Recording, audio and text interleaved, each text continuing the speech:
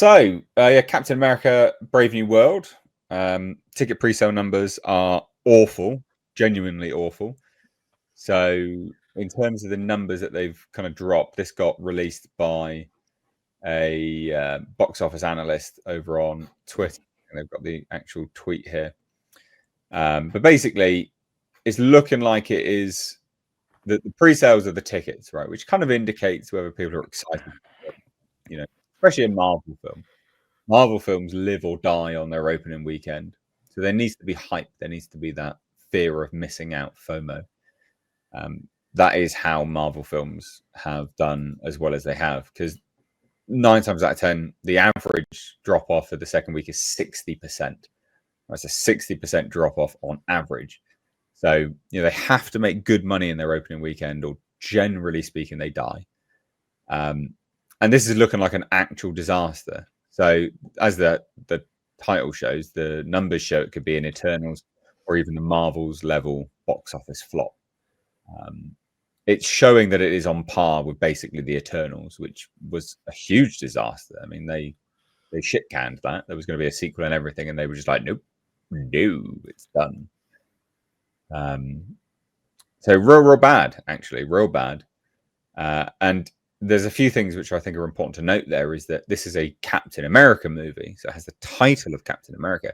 No one knew what Eternals was. No one really cared about Eternals. So you can kind of understand that Eternals, without proper and good marketing, wouldn't have had very good pre-sales, right? And then if it was a good movie, it probably would have had better word of mouth, and then it would have done maybe better numbers. But it was a title no one really heard of, and then it was a shit film on top of it as well, and incredibly boring. So it had terrible word of mouth. But this is a Captain America movie, so it has the title that has name recognition, but no one is interested. No one cares. So it's worse. That's pretty disastrous. A Captain America movie flopping would be a major embarrassment for Marvel, like a major embarrassment. And I've just noticed before we started this, so I couldn't really work out a way to include it. But they released a new, and I don't know if you've seen this, Culture or Nick, but they released a new clip on YouTube, Captain America: Brave New World first look, and it's another trailer. And they've got Kevin Feige sat there talking about the movie. They've got Anthony Mackie sat there talking about the movie. Yeah, man, I went to the set every day smiling. I'm Captain America, and you're just like, oh, fuck off. This is just... Yeah, I've not seen that. Man, honestly, I couldn't believe it.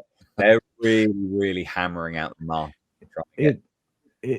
That's insane. That's insanity. I mean, I can't imagine that. Yeah. I'd have more respect for him if he came out and said, I'm not Captain America, guys.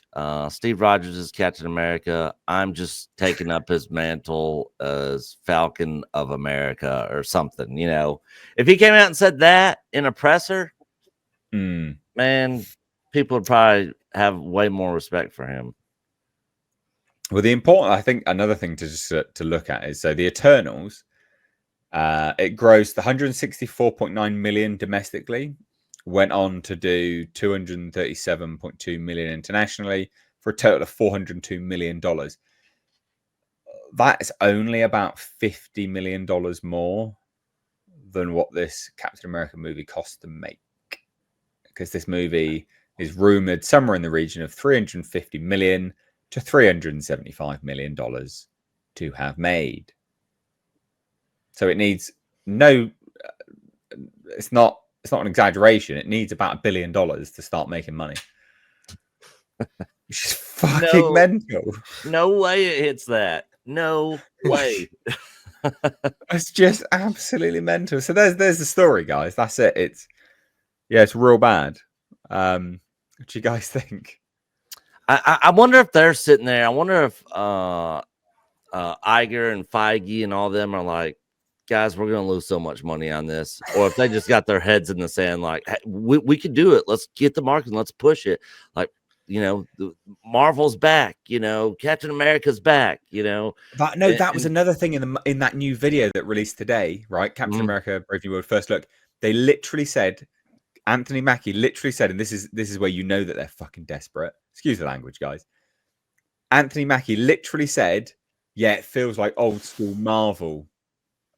Oh yeah, they're trying to play that up when it's not old school Marvel at all. So I bet you anything.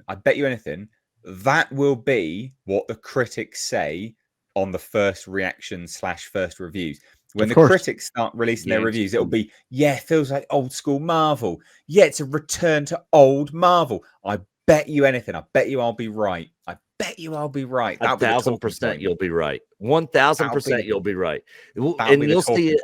Yeah, you'll see it all over the critic reviews. They will all be saying it because that'll be their marching orders. Hey, guys, go out there and push this. Like, this is old school Marvel. Not any of the crap we've been doing over the last, 5-6 years.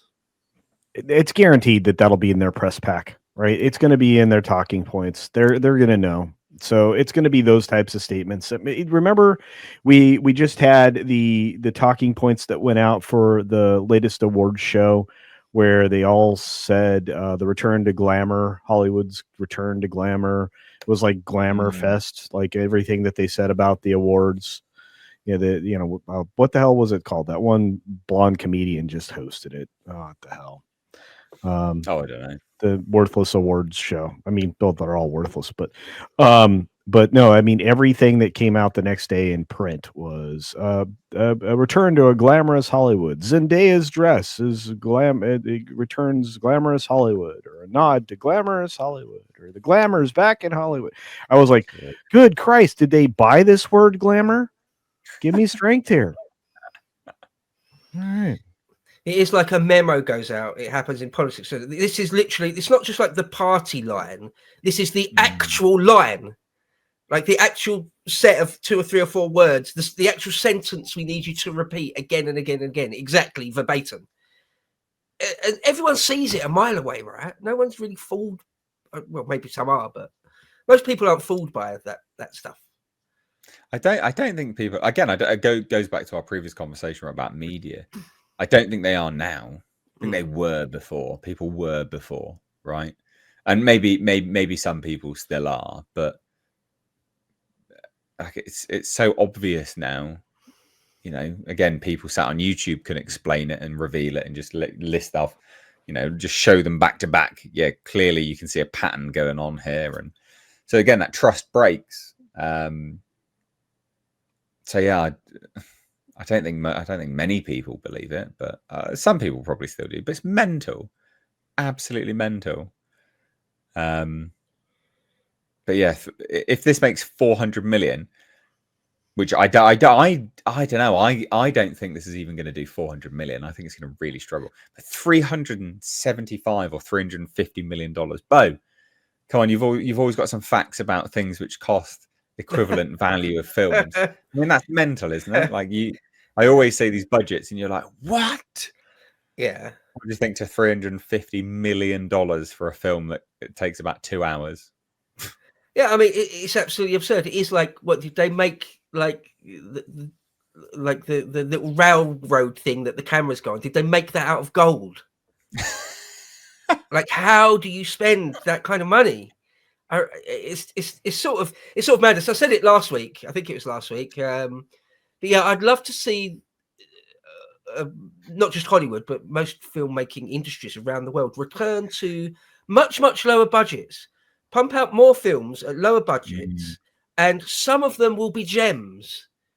Some of them will be absolute gems. Whereas when they do these giant projects, which increasingly just lose money or don't make that much, it's a recipe for disaster. Surely some executives or some shareholders can see that now.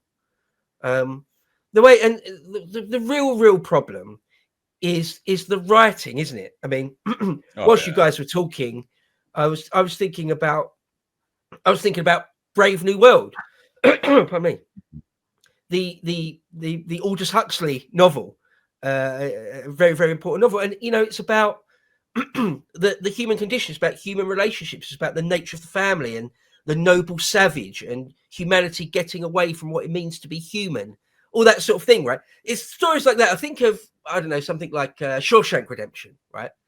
Didn't do that well at the box office at the time, I believe, but has made its money back many times over since. And it's thought of as some sort of classic. Most people absolutely love it because it talks about the human condition. It talks about real people and the struggle that is real life and stuff. I don't want to see some race swapped superhero nonsense. We've had that. We've done that now, all that sort of thing. Don't spend 400 million, 350 million on that. It's not.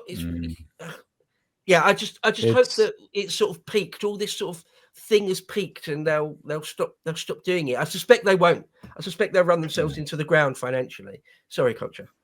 No. There's nothing to be sorry about. I interrupted you. I was just going to say I think this is well north of 350.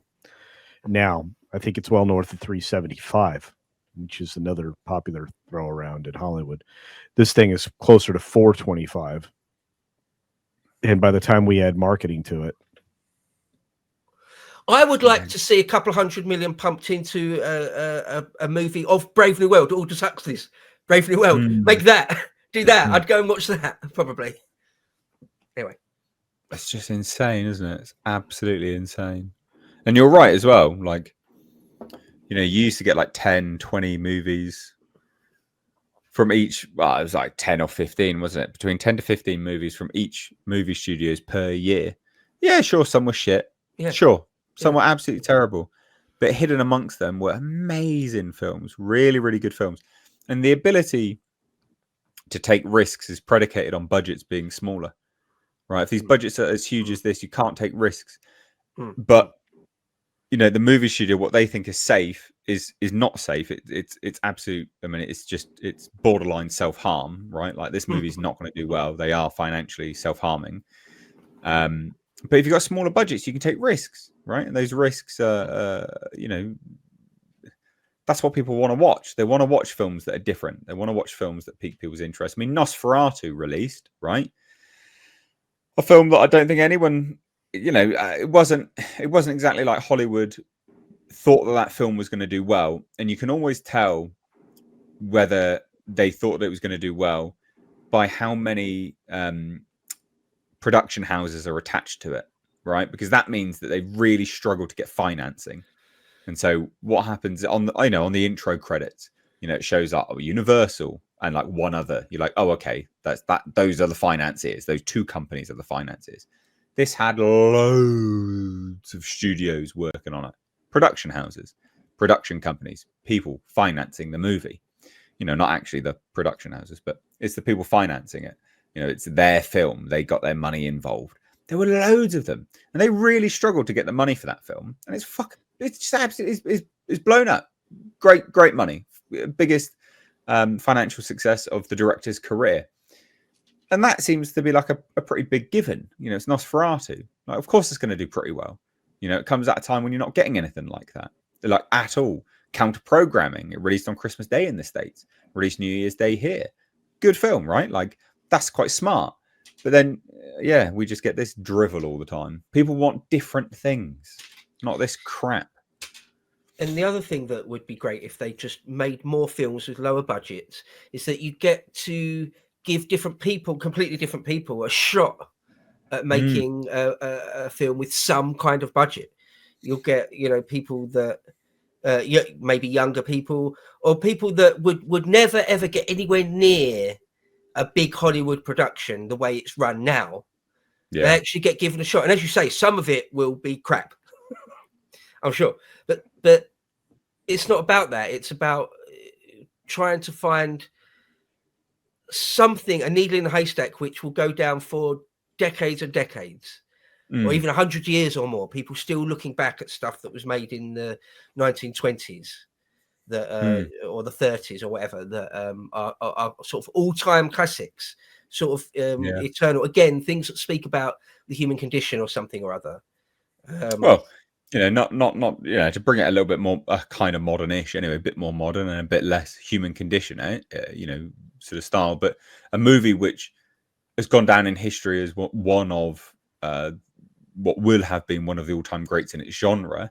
And the movie studio thought it was like a B movie, C-list movie, terrible. They didn't believe in it at all. Alien, right? Alien, they didn't believe in at all. They didn't think that was going to be good at all. They just left them to it. They were like, yeah, just go make that shit film, basically. That's a huge property now. It seems to be always the case is that when the studio thinks that they've got a good movie, they ruin it. Because they've got too many people involved. They don't take any risks, and they're just too involved. When they don't think that they've got anything special, and they just leave the person to their own devices making the movie, and it's low budget and stuff. And like Jaws, a movie which not a huge budget, loads of issues on it. Director had to make loads and loads of changes and work around animatronics that were failing and all this kind of stuff. Cult classics, great, good, mental, really, when you think about it. Yeah, Star Wars was the same way. The first Star Wars movie. There was all kinds of issues on the filming of that, and I mean, they didn't think that was going to be anything. But that's another reason why the horror genre does so well, because the budgets are so low, and they tend to not really lose a whole lot of money. I mean, Gareth Edwards, the creator, is another good example. It was an $80 million budget for that thing. And that movie looked like a $300 million budget movie. So there are ways to go about making these movies on a lower budget. I mean, if they took the money they spent on this Captain America Brave New World that they're going to basically lose money on and basically divided that up, I mean, they literally probably could have made, five other movies that were all low budget, basically had more fishing poles out there, more lines out there to try to catch more fish. Now you put all your eggs in this one basket of Captain America Brave New World, and you're going to end up losing money. I mean, they shot this movie twice. Yeah, and then went back for more reshoots. Yeah. So they shot the whole movie 2 times. The whole movie's been shot 2 times, and then they still needed to do more reshoots after that as well. Mental. Yeah, complete joke. I mean, something that sprung to mind while you guys are talking was, I mean, it's a bit obvious, it's to the point of cliche, but the film Citizen Kane, best part, over 80 years old now, but people still talk about it because it speaks to something. It speaks to something real in humans, in adults. It's actually, the themes are sort of really quite adult. I don't mean pornographic in any sense. I just mean you need to have grown up and lived a bit of a life before you really mature. Let's say that the themes are mature, but so it stands the test of time, right? You can, even though it's 80 years old, anyone can watch it now, any grown up really. I remember watching Citizen Kane when I was a kid or a teenager and not really getting it, and then watching it again in my 30s and saying, oh, I get it now, I understand why this is a classic. Okay, yeah, well, that's actually your first year of film school is to watch that and there's a lot of classic films that are your first year. Like any teacher worth their salt in the first year is going to put in your curricula the classics of all kinds, not just Citizen Kane, but you're going to watch Buster Keaton, you're going to watch Charlie Chaplin, you're going to watch a succession of silent black and white films that are incredibly important to cinema history, but also very important to understand how to tell a story without dialogue and not necessarily the most engaging complimentary music, right? It's just that there's an art to storytelling visually, and there's many reasons for classics, but usually it's the visual storytelling, which Disney doesn't do anymore, and you're right. I mean, that nobody gloms on to these characters anymore because they've been made too fantastical. There's nothing really to align with your own personal touchstones. Maybe people have a familiarity with having their jobs ripped away from them because of woke ideology, which I guess that kind of is what happened to Captain America. Yeah, as they wanted to replace him or remantle him with Anthony Mackie.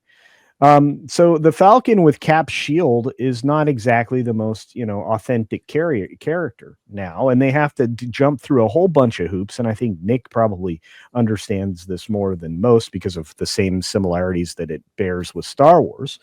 But the fact that, he doesn't have the super serum, he now has, through some crazy method, this, Wakanda technology or some garbage. Yeah. And everything else. And it's like, trying to replace Star Wars with what Disney did, the sequel trilogy, you can't deviate from your successful formula. And again, it's never been good filmmaking to do this. And this is destined to flop and be a spectacular failure. And I'm going to tell you right now, it'll be amazing that Harrison Ford will have destroyed 2 of the great franchises. I am so excited about that for Disney. It's going to be great. And he's gone woke too. Like Harrison Ford's like he's gone. He's married to the paperclip known as Callista Flockhart, who's was batty even before then. In the 90s. Yeah. Disaster. What a disaster. There you go. Well, we got some super chats actually about this. So we got one from Kanan Barnes for $5 over on Streamlabs. So thank you so much, buddy. If you guys want to join in the conversation, Streamlabs is the way to do it. It's pinned to the top of the chat. It says, even though the new Falcon New World Order looks terrible, the Shield popcorn bucket they just announced looks pretty cool. I mean, that's an indictment on your movie, isn't it? Like, it looks terrible, but the popcorn bucket looks good. We talked about that on EBN Cast this last Friday. I'm not getting any of the popcorn buckets because this movie's going to be complete shit. But the one Shield one that's just the Shield, not the one that's got the Falcon wings behind it. If I was going to get one, that would be the one I would get. God. That's the only cool thing about the movie. I mean, that's just pathetic, isn't it? That really is pathetic. I must say, I don't want to unnecessarily piss off anyone on this panel, but I've never understood this popcorn bucket thing, the whole thing. I just don't. How is that a thing? What timeline am I living in that anyone cares at all on any level? Sorry, I know you guys. No. Hold on. Like that is a cool popcorn bucket. Yeah. I mean, how is that even a popcorn bucket? That's why it's cool. I don't care about the other popcorn buckets, but exactly, that's a popcorn bucket. So that's cool because it's like what? Yeah, Alien Romulus had several cool popcorn buckets. And there's been some other cool ones. I actually got my nieces and nephews some of the Sonic 3 ones while they were here over the holidays, and we took them to see that. And they loved the popcorn buckets. It's it's the new trending thing. There's literally people that will show up. The Nosferatu movie, whatever that popcorn bucket with the coffin in it. That thing was gone in 1 or 2 days from pretty much every theater. We don't really get them in the UK, the popcorn buckets, to be honest. It's not something that we really get majorly, but yeah, I mean, pretty bad that's the selling point to the movie, a popcorn bucket. I've got another one here. Oh, go on. No, I guess I'm just too old and cynical. It's like for me that just the entire concept, like what if there was a Roman helmet? Well, I wouldn't. I might buy an actual replica Roman helmet as a piece of. What if it was a replica Roman helmet with a popcorn bucket? But not a popcorn bucket. No, no. It's like TikTok or vaping. It's just passed me by the entire thing. It's not my thing. So anyway, I mean, move on. No, I don't care about. I literally only wanted one. I only wanted that. That's the only thing I've ever wanted as a popcorn bucket because it didn't look like a popcorn bucket. It just looked like a fun, I don't know, paraphernalia to have in the background, basically. So I kind of understand what you're saying. So yeah, Kalichioki has super chatted $5 and says, "Why do you think Mackie sticks with Marvel? I'd be done after this movie. Take my check and run. Do you think this movie is a career-ending flop? It will flop monumentally, no doubt about that." So 2 questions, I guess. Why does Mackie stick with Marvel? And do you think this is a career-ending flop? So he doesn't seem to have much of a career outside Marvel. I think that's why. Yeah. You know, like he doesn't really have a career outside Marvel. So I think that kind of answers both questions, really. I mean, if I look at Anthony Mackie on IMDb, look at what movies he's got coming up. It's probably not a lot, to be honest, like upcoming projects. Upcoming. Oh, he does have a few, actually. So, okay, so I don't know, a bunch of movies. I don't know what any of these are. Then he's in a TV series, FBI Agent 12-12-12. But then there's a whole list of Marvel stuff. He's doing a voice actor for something. And then again, Marvel stuff. And then Twisted Metal, which he was in. He did Twisted Metal before, didn't he? So he's not really doing a lot, to be fair. He doesn't really have a major career outside of Marvel, not like other actors do. But again, most actors, their careers tend to die when they go to Marvel, actually, to be honest. They don't really tend to do a lot outside of Marvel. Like Chris Evans didn't really do anything when he was working for Marvel. Like, didn't really do anything at all. But is this a career? Yeah, is this a career? Why does he stick? Is it a career-ending flop? Do you think he'll get stuff after this, guys? He could play Shooty Gatwa in a film about how the Doctor Who franchise died. Yeah, he could. To be fair, you have to lose some weight and I don't know, limp it up a little bit with his wrist. Contract HIV for the role. Yeah, I haven't really seen him in anything outside of these Marvel movies.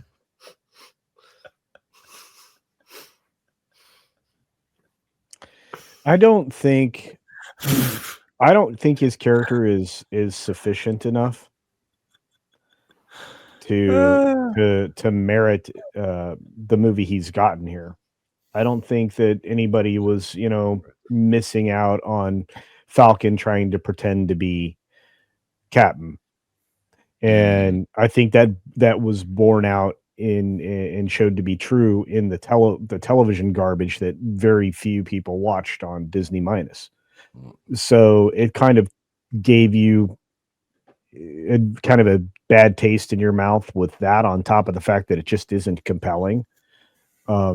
So making a film out of it feels like, oh boy, we need another black superhero, since we don't have Chadwick Boseman to actually be Black Panther anymore.